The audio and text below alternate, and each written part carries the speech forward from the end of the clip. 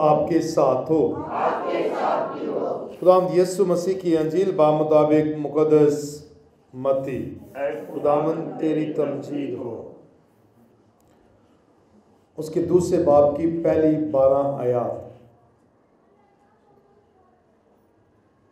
उस वक्त यहूदा के बैतलहम में जब यीशु पैदा हुआ तो देखो, मशरक के कई मजूसियों ने यरूशलेम में आकर कहा कि यहूदियों का बादशाह जो पैदा हुआ है वो कहाँ है, क्योंकि हमने मशरक में उसका सितारा देखा और उसे सजदा करने आए हैं।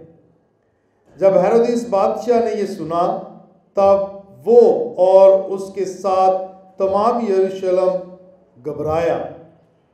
तब उसने सब सरदार काहिनों और कौम के फकीरों को जमा करके उनसे पूछा कि मसीह कहाँ पैदा होना चाहिए। उन्होंने उससे कहा, यहूदा के बैतलहम में, क्योंकि नबी की मार्फत यूं लिखा है कि ए बैतलहम यहूदा की सरजमीन, तो यहूदा के रईसों में हरगिज कम तरीन नहीं, क्योंकि तुझ में से एक हाकिम निकलेगा जो मेरी उम्मत इस्राएल की गलाबानी करेगा।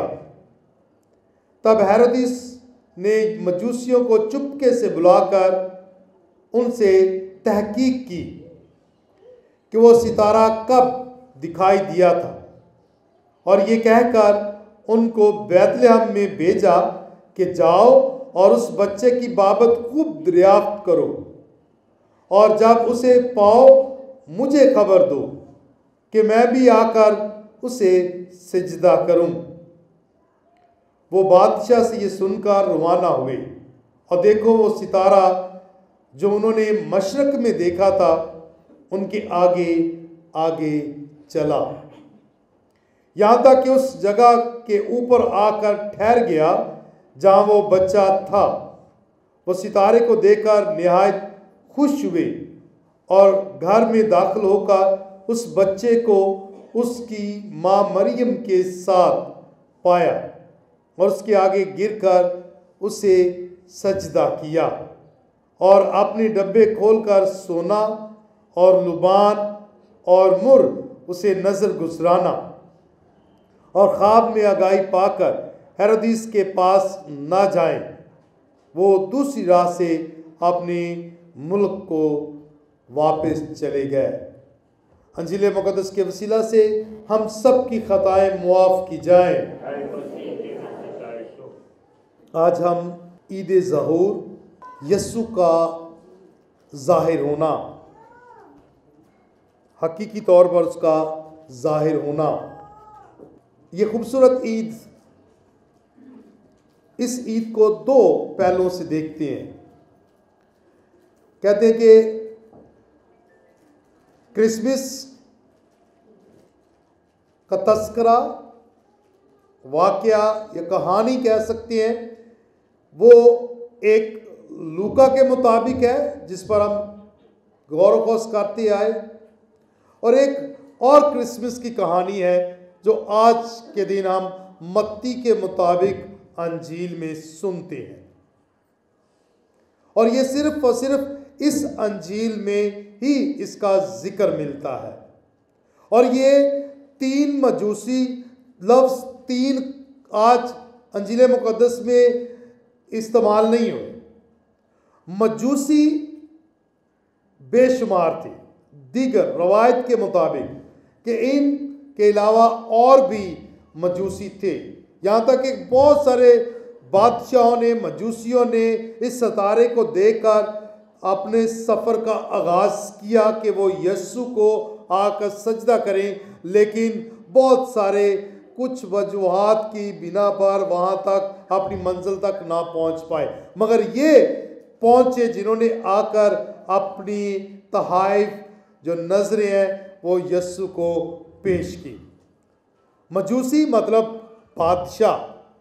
अगर हम और इसको गहरे तरीके से जानें तो ये अपने मुल्क के बादशाह कहला सकते हैं, और ये दानिशमंद, हिकमत रखने वाले और इल्म फल्कियात के माहिरीन हैं। इल्म फल्कियात, फलक के बारे में जानने वाले, एक सिर्फ और सिर्फ ज़मीन को जानने वाले नहीं, बल्कि इल्म फल्कियात को, कहकशाओं को जानने वाले, उनके बारे में इल्म रखने वाले, क्योंकि ये हमारा एक ही सियारा है, ज़मीन, और भी सियारे हैं दुनिया में। ये उन सियारों के मुतल्लिक़ भी इल्म जानते हैं और बहुत गहरे तरीके से जानते हैं। और ये दानिशमंद, हिकमत रखने वाले, इल्म याफ्ता जो है, और यहाँ तक कि जो शऊर रखते हैं कि फल्क में क्या रूनुमा हो रहा है, वो इन बातों को समझते हैं। तो एक सितारे को ज़मीन पर उतरते देखकर उन्होंने कहा कि ये कोई नबी पैदा हुआ है, ये निजात दहिंदा पैदा हुआ है, ये मसीहा पैदा हुआ है, ये बादशाहों का बादशाह पैदा हुआ है। और उस बादशाहों के बादशाह को जो है सजदा करने के लिए उन्होंने अपने मुल्क ममालिक को छोड़ा, अपने ख़ानदानों को छोड़ा, अपना सब कुछ छोड़ा, और वो चलकर जो है वो यस्सु को सजदा करने के लिए बैतलहम में आए ताकि यस्सु को सजदा कर सके।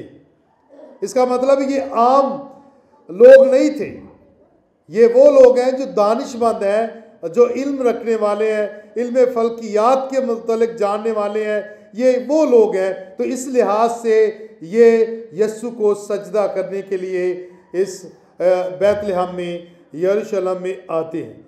वहाँ भी एक बादशाह मौजूद है। याद रहे, अगर ये 3 बादशाह अगर आते हैं तो ये भी एक बादशाह हेरोदिस बादशाह है जो वहाँ यरूशलेम में मौजूद है, लेकिन वो इस इल्म से नावाकिफ़ है, इस सारे शऊर से नावाकिफ़ है, वो नहीं जानता। लेकिन यस्सु के पास जो आने वाले हैं वो ईमानदार, शऊर रखने वाले, इल्म फल्कियात के माहिरीन हैं, और वो आकर उसे सजदा करते हैं क्योंकि वो जानते हैं हकीकत क्या है। और हकीकत को जानने वाला अक्लमंदी और ईमानदारी और रास्तबाजी की ज़िंदगी बसर करता है। और ये जो 3 मजूसी यहाँ आए हैं, इन्होंने 3 तहाइफ पेश किए हैं। इसमें उन्होंने इस बात का इकरार भी किया है और इस बात का ऐलान भी किया है कि क्या होगा। तो क्या इकरार किया उन्होंने? पहला जो नजराना पेश किया गया वो है सोना, गोल्ड। और ये सोना जो है ये बादशाहत की अलामत है, ये दौलतमंद होने की अलामत है, ये ताकतवर होने की अलामत है, और आसान लफ्ज़ों में कि मैंने कहा ये बादशाह होने की अलामत है। तो ये मसीह खुदावंद को पेश किया जा रहा है। और वो तीनों मजूसी जो है, जो ये नजराना यस्सु को पेश करते हैं, वो इस बात का इकरार करते हैं कि खुदावंदों का खुदा और बादशाहों का बादशाह जो है ये मसीह खुदावंद ही है। हम पूरी दुनिया के जो अपने अपने ममालिक के बादशाह है, हम इसे आकर ये नज़र पेश करते हैं और इस बात की तस्दीक करते हैं और इस बात का ऐलान करते हैं कि ये खुदावंदों का खुदा है, बादशाहों का बादशाह है। उनका ये नजराना, ये तोहफा इस बात को जाहिर कर देता है कि मसीह खुदावंद दार हकीकत खुदावंदों का खुदा और बादशाहों का बादशाह है। दूसरा अहम तोहफा जो दिया गया है वह है लुबान। लुबान हम जो पाकमास में चढ़ाते हैं, खुशबू, फ्रेगनेंस, और ये यस्सु की लूहियत को जाहिर करता है, डिविनिटी को, कि वो इलाही है। ये उस बात का इकरार और इजहार और ऐलान भी है जो हमने जो है क्रिसमस वाले दिन किया कि इब्तिदा में कलमा था, कलमा खुदा के साथ था और कलमा खुदा था, और वही कलमा मुतजस्सद हुआ और चरनी में पैदा हुआ, और उसी मुतजस्सद कलमे को जो पैदा हुआ है उसे सजदा करने के लिए ये मजूसी आए हैं। वो लुबान चढ़ाकर इस बात का इकरार करते हैं कि ये कामिल खुदा है। लुबान का चढ़ाया जाना इस बात का इकरार है कि वो कामिल खुदा है। जो खुदावंद आने वाला था वो यही है। जो निजात दहिंदा आने वाला है वो यही है। जो मसीहा पैदा होने वाला था वो यही है जिसे हम सजदा करने के लिए आए हैं। तो पहले उन्होंने क्या इकरार किया? सोना चढ़ाकर कि ये बादशाह है, बादशाहों का बादशाह है। और दूसरा लुबान चढ़ाकर उन्होंने इस बात का इकरार किया, इजहार किया और ऐलान किया कि ये कामिल खुदा भी है। इसलिए मैंने कहा इस मुकाशवा की किताब में हम पढ़ते हैं खुदावंदों का खुदा। बर्रे की रान पर क्या लिखा? खुदावंदों का खुदा और बादशाहों का बादशाह। यानी ये खुदावंद है, ये खुदा है, ये यीशु है जो दुनिया में आने वाला था, वो पैदा हुआ है। और हम उस सितारे की रोशनी में चलते हुए इस दूर दराज से हम उसे लुबान नज़र करने आए हैं और इस बात का इकरार करते हैं, इस बात का ऐलान भी करते हैं कि ये खुदावंदों का खुदा है, ये इलाही है, ये कामिल खुदा है। तीसरा अहम तोहफा वह मुर। और मुर जो है ये यस्सु की इंसानियत को जाहिर करता है, ह्यूमैनिटी को, कि मसीह खुदावंद जो है वो कामिल इंसान भी है, कामिल खुदा भी है और कामिल इंसान भी है। लेकिन इसके साथ साथ ये इस बात की अलामत भी है कि मसीह खुदावंद कैसे जो है वो दुख उठाएगा और मसलूब होगा, कैसे दुख उठाएगा और कैसे मसलूब होगा। ये तीसरा तोहफा जो है इस बात को जाहिर करता है, मुर जो है इस बात को जाहिर करता है। और आप याद होगा कि जब मुकद्दसा मरियम तहारत के दिन पूरे करके जब नज़र गुजराने के लिए हैकल में बच्चा यीशु को लेकर आते हैं तो वहाँ शमौन जो है वो रास्तबाज उसे क्या देखकर क्या कहता है कि तेरी जान से तलवार गुजर जाएगी।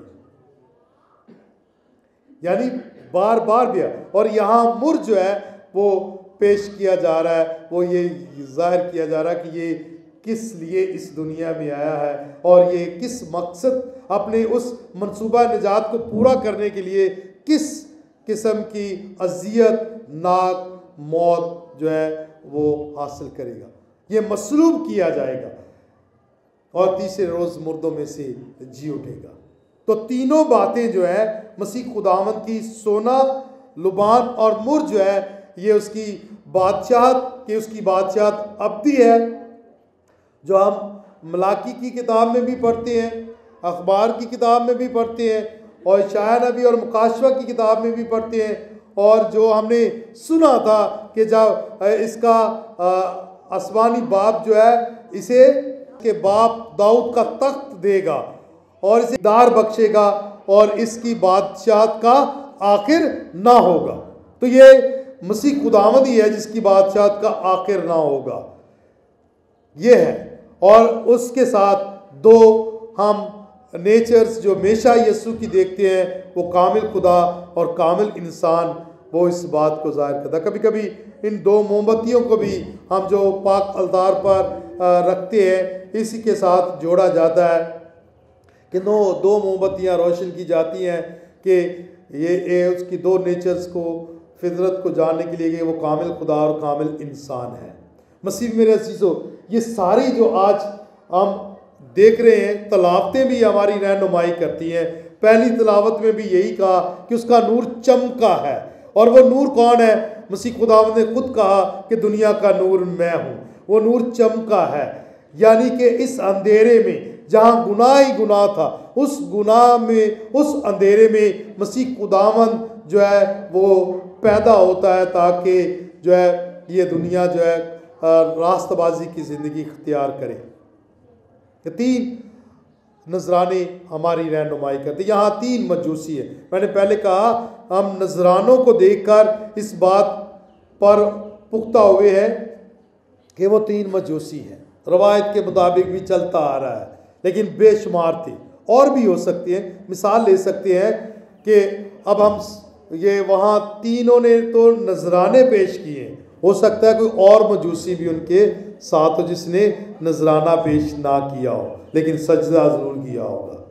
जैसे बहुत दफ़ा हम भी गिरजाघर में आते हैं, कभी ना हो तो हम हदिया नहीं डालते। इसका ये मतलब नहीं कि हम चर्च नहीं आए,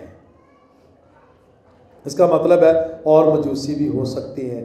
लेकिन आज हम बात क्योंकि रवायती तौर पर चलते आ रहे हैं, 3 नजराने हैं और हम चरनी में भी 3 ही मजूसियों के मुजस्मे रखते हैं। और आज हमारी इंतज़ामिया ने भी आज 3 मजूसी जो तैयार किए हैं, जो अभी नजराने लेकर आएंगे और जो इस बात को ज़ाहिर करते हैं कि 3 मजूसी जो हैं वो यीशु को सजदा करने के लिए। मैं अब यहाँ आपको और अपने आप को पैगाम देना चाहता हूँ कि चौथा मजूसी कौन बनेगा। चौथा मजूसी कौन बनेगा? 3 तो आगे, उन्होंने तो अपनी नजरें गुजरानी, उन्होंने तो हाय अपने यीशु को पेश किए हैं। तो चौथा मेरे ख्याल के मुताबिक आज की ईद पर यह पैगाम आपके लिए और मेरे लिए है कि चौथा आप और मैं बने। चौथा मजूसी आप और मैं बने। जब हम चौथे मजूसी बनकर पूरे शाऊर, पूरी अकल और पूरी ताकत और पूरे दिल से यीशु को अपना निजात दहिंदा तस्लीम करेंगे और उसे सजदा करेंगे, तो मेरे ख्याल के मुताबिक हम चौथे मजूसी की तरह खुदावंद का इकरार करेंगे। मैंने पहले कहा हुक्म अजीम को ज़रा देख लें, उसके पहले हिस्से को कि खुदावंद अपने खुदा को पूरे दिल से, पूरी ताकत, पूरी अकल से प्यार कर, पूरी अकल से प्यार करना। जिस तरह इन्होंने अपना सब कुछ छोड़ा, मुल्क छोड़ा, सारा कुछ घर बार छोड़ा और दूर दराज ऊंटों पर सवार होकर वो इस जगह पर पहुंचे जो यरूशलेम में है, एक छोटे से गांव में, बैतलहम में वहां पहुंचे और यीशु को आकर सजदा किया है। तो आप ये ईद ज़हूर आपको और मुझे दावत देती है कि हम भी चौथे मजूसी का मजाज अपनाकर इनके साथ सजदा करें, अपने खुदावंद को, अपने निजात दहिंदा को, अपने मसीहा को, जो कामिल खुदा और कामिल इंसान है, जो इस धरती पर चरनी में पैदा हुआ है हमारी निजात के लिए। ये है खूबसूरत आपका अमल जो हम कर सकते हैं दौरे हाजरा में, कि हम अपनी सारी पुरानी ज़िंदगी को तर्क करें, अपने पुराने रवैयों को तर्क करें, अपनी सारी कोताहियों को तर्क करें और अपने गुनाहों से सच्चे दिल से तौबा करें और यीशु को सजदा करें जो हमारा निजात दहिंदा है, जो हमें ज़िंदगी देने के लिए इस दुनिया में पैदा हुआ है। ये पैगाम आपके लिए और मेरे लिए है। इन्होंने तो अपना घर बार छोड़ा, सब कुछ छोड़ा, अपने मुल्क, अपने तख्त छोड़े और यीशु को सजदा करने के लिए आए। इनकी खूबसूरत ये ज़िंदगी जो है, ये अमल जो है, ये पैगाम देती कि ये इतना शाऊर रखने वाले इल्म फल्कियात के माहिरीन, वो सब कुछ छोड़कर वो क्या करते हैं? झुककर सजदा किसे करते हैं? खुदावंद यीशु मसीह को। और हम क्या, मैं कौन हूँ, आप क्या हो? हमें तो शायद अपने ही मुल्क की बहुत सारी बातों का पता ही नहीं। तो ये तो कायनात के मुतल्लक जानने वाले अफराद हैं, जो मेरे ख्याल के मुताबिक शरीयत को भी जानने वाले होंगे। ये पेशनगोइयाँ हुई हैं, ये सारा कुछ वो जानते होंगे और उस सितारे को देखकर वो यहाँ हलीमी और फरोतनी के साथ उसे सजदा करते हैं। और हम हकीर जो इतना शऊर भी नहीं रखते, तो हमें कितना झुकने की ज़रूरत है, हलीम बनने की ज़रूरत है, फरोतन बनने की ज़रूरत है। यहाँ वो अपना घर बार छोड़ कर आए दूर दराज ममालिक से, और हम यहाँ से अपने घर से नहीं निकल पाते वक्त पर। यीशु को पाक अलतार पर आके सजदा करें, पाक अलतार से उसे हासिल करें, पाक अलतार पर उसका दीदार करें। इतनी लापरवाही मेरे ख्याल के मुताबिक अगर हम चौथा मजूसी बनना चाहते हैं तो फिर हमें अपने मजाज को बदलना होगा।